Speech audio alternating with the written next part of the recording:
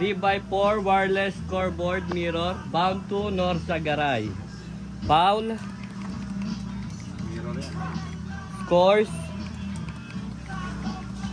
Pagka sumobra po sa foul tsaka sa score, ang bawas po natin shift. Then kung saan po yung sumobra. Magkasabay ba yun? Opo. Ano po yan? Synchronize po yan lahat. Magkasalungat po sila kasi mirror po tayo. Ball possession. Shot clock reset 14-24. In case po na may 3-on-3, meron din pong 12 seconds. Shift 24 para mag 12 seconds. Manual buzzer meron din po.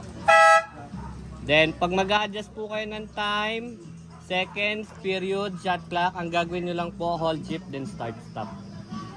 May lalabas po sa controller na arrow. Ang count up po guys, countdown home. Paglipat po ng segment 24.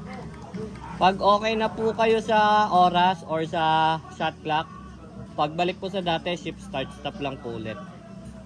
Check po tayo ng buzzer.